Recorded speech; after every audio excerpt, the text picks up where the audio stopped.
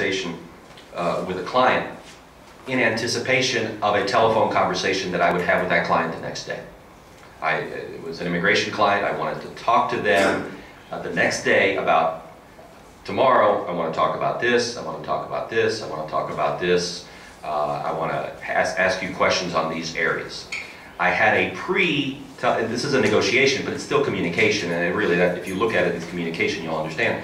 I wanted to know that that person would be as ready as I planned to be the next day to discuss the issues that in my assumptions were important to him and his family and their case.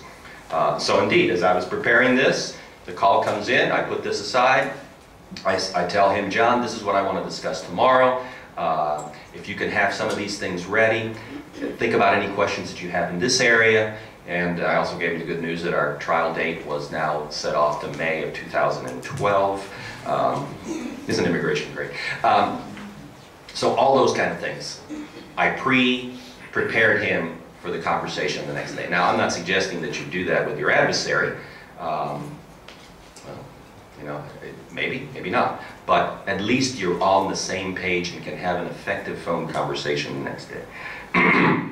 Next day came, by the way. He had most of the things that I needed. I had most of the questions that I wanted already pre-prepared. It was a good, effective phone conversation. Probably saved me some time, you know, a 10-minute phone conversation versus a 20-minute phone conversation. I left that conversation satisfied that I was on track to meet my deadlines, my self-imposed deadlines for my trial in May of 2012. And he leaves satisfied that I'm doing a job for him. Okay, number 3. Listen actively. Have you used that phrase in these sessions yet? Active listening? Okay. Active listening is particularly important in negotiations because talking and the voice is really the only medium of communication that you have. I already repeated. No body language, no diverted eyes, nothing like that. So, rules that I would suggest to you in active listening is, don't interrupt. If the other person's on a roll, let them go. Let them talk. I mean, unless it's wasting your time or getting into something that is totally inappropriate or rather, let them go. Number 2, as you let them go, some of you are thinking, well, yeah, I'm getting a lot of ammunition here, right? Well, you are, but you don't have to return that ammunition across the lines of battle right away. Save some of that stuff. Do not waste mental time, mental processing time, which you have plenty in reserve, remember? You can only talk so fast and you can think a lot quicker. But don't be wasting mental time thinking, how am I going to zap him or her with as soon as I get my talk time? So basically, bottom line, don't spend listening time trying to figure out how you're going to zap somebody when they finally shut up. The better you listen, the better you learn. And the more likely you will be able to respond in a way that improves your negotiation result. Listening is power on the phone. Listening is power on the phone. The speaking part I find to be secondary most of the time. Especially on the first or second talk with an opposing counsel, or you don't even have to take it from the adversarial point of view, the first or second time with a client on the phone, because there's some apprehension, there's some resistance, there's some hesitation. Clients often think, don't you believe, that they know what you need, and really you need other stuff that it's not so much that they're hiding, they just don't know to share it. I'm sure none of you ever had a client who surprised you with any information, right? Okay. Please do not let the immediacy of a telephone call force you into fast and unwise decisions. We are in a fast age, aren't we? We've been there ever since I was a kid with fast food and instant food and TV dinners and Jiffy Pop and on. And, you know, my phone is up here because it's supposed to have a clock on it, not because I'm waiting on email, but indeed, emails coming in, etc. We respond like this all the time. We are in an instant satisfaction, instant results society. And some of us take, you know, I'll paint myself with this brush, take great pride in how quickly we respond to people who are needing things from us. Tread carefully in phone negotiations. The immediacy of a phone conversation can force you, or lead you perhaps, into a situation where you don't want to be. There is nothing wrong, ladies and gentlemen, with saying something like, you know, what you're saying is giving me a lot to think about. And I'm going to take a moment here in silence. I'm not leaving the phone. I'm just going to take a moment here in silence to write some notes down and think about this. Uncomfortable? Maybe for the other side, but not. Why for you?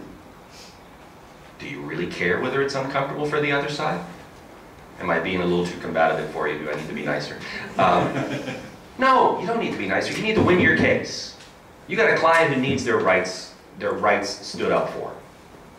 And if it requires you to shut up and make the other person squirm a little bit while you honestly write a note or just process the information that you've been given, then do it. Then do it. Now, people think, people, I'm not talking about you, but I'm talking about the general public, thinks of attorneys as aggressive, tigers in the courtroom. Why? Because that's how we portray them on TV, et cetera, et cetera.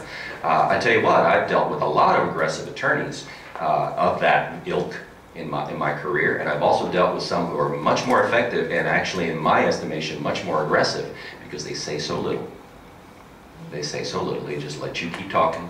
They just let you keep giving them information, and all of a sudden it's turned back on you. And there is absolutely nothing wrong, Part B, with saying, let me call you on that day after tomorrow. Take time to measure your position. Now you may not be able to do that if the pretrial is tomorrow or that afternoon, but that doesn't require an instantaneous decision, okay? If it does, then hopefully you've prepared your case and you were ready to meet that timeline already.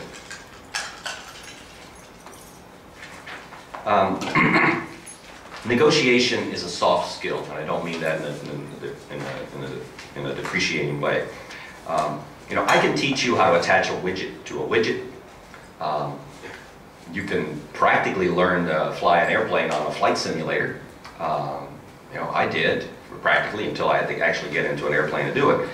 But in those situations, attaching a widget or a do-it-yourself project at home or flight simulator or even a video game, etc., there's typically one right answer. There's one way to land that plane, there's one way to attach this piece of wood to the joist on the deck, etc., etc. But negotiations are not like that. Negotiations are not at all like that. You need to hone, and I know you have this ability, you need to hone the capacity to roll with the punches. I mean, that's what we're trained to do. We've had 19 plus years of training. We have to roll with the punches. Predictability in human interaction is not a certainty. We all know that. If you're married, you know that. If you're an attorney, you know that. If you're a human being, you know that. You can't predict human responses.